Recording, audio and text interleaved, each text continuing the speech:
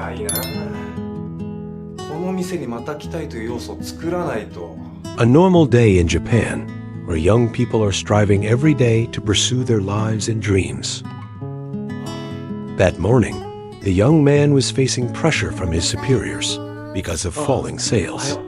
The atmosphere in the store became heavy. However, the girl, his always optimistic colleague, appeared with a bright smile, gently easing the situation. Her presence was like a breath of fresh air, making all the tension seem to disappear.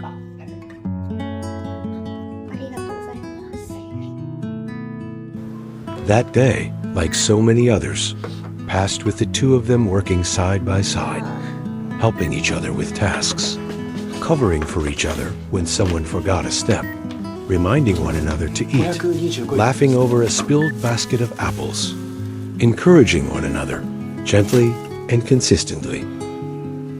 At work, they are a good team. They always support each other, progress together, and become a spiritual support in the most stressful moments. They weren't a couple, not yet.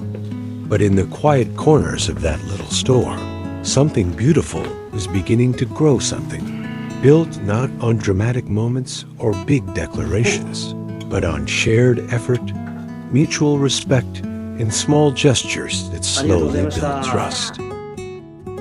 And sometimes, those are the strongest foundations of all. Days turned into weeks, and the rhythm of their work became something almost comforting. They knew each other's habits. He'd notice when she skipped lunch and quietly leave a bottle of tea on her table. She'd remind him to stretch after long hours standing still. Their friendship had started to carry something quieter than words. Then came the rain. It was one of those unexpected nights when the sky turns gray far too early, and the clouds open up without warning. He stepped outside first, umbrella in hand, glancing up at the sky like it might stop just for a moment. It didn't. A moment later, she ran out the door, her hair already wet from the short dash. "You have an umbrella?" she asked. He nodded and, without hesitation, offered it to her. これ使いなよ。店長はどうするんですか？ああ、僕はあれほら、店の買ってで使うから。いや、もったいないですよ。じゃあ、濡れて帰ろうから。She paused, looked at him. "No, let's share it," she said. 一緒に帰りましょう。It was a simple decision, one umbrella, two people. Not romantic, not dramatic, just practical. And yet, something changed in that walk. It wasn't the kind of love you see in movies. There were no declarations, no dramatic music, just a growing understanding that being with each other, even in silence, felt safe. And for the first time, he realized he wasn't just thinking about her as a coworker anymore. He was thinking about how she made tough days feel lighter, how she never made him feel small when he struggled, how she showed up rain or shine with a smile. And that maybe, just maybe he wanted to be the person who did the same for her. Time passed, and their bond quietly deepened. In the supermarket, they still worked as usual, side by side, calm and steady, but something had changed. The way he waited for her after shifts, the way she looked for him when she laughed. It was unspoken, but unmistakable. Gradually, the attachment from work has become a special feeling, a sincere love nurtured from the simplest things.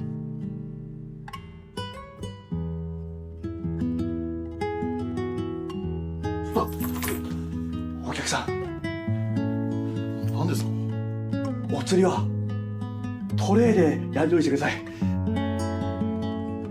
今のわざとやったんだよ、あの客。怖かった。もう大丈夫だね。ずっと頼りないと思ってたけど、ごめんなさい。 But life has a way of testing the quietest connections. The owner had noticed how close the two had become. Near closing time, he was asked to speak privately with the store owner. It wasn't anything harsh, just a conversation, sincere, measured. And while he wasn't angry, he gently reminded the boy about company policy, maintaining professionalism, especially when emotions could affect work. He listened carefully. What he didn't know was that the girl had overheard part of the conversation, just a few words. Nothing complete, but enough to make her pause.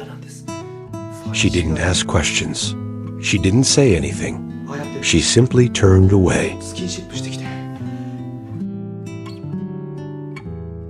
That night, it rained again. She was already outside, walking quickly down the street. He called her name. She didn't stop. In the middle of the rain-soaked street, he stood still. Please, he said, just let me explain. He wasn't trying to convince her of anything. He was just being honest. There was silence. Just the sound of the rain and their hearts trying to find rhythm again. No dramatic music, no applause. Just two people, in the rain, finding the courage to speak honestly. And sometimes, that's more powerful than anything else. In the rain, they chose understanding over perfection, quietly rebuilding love through patience, presence, and everyday care. Not extraordinary, just real. A gentle reminder, true love grows when we keep showing up.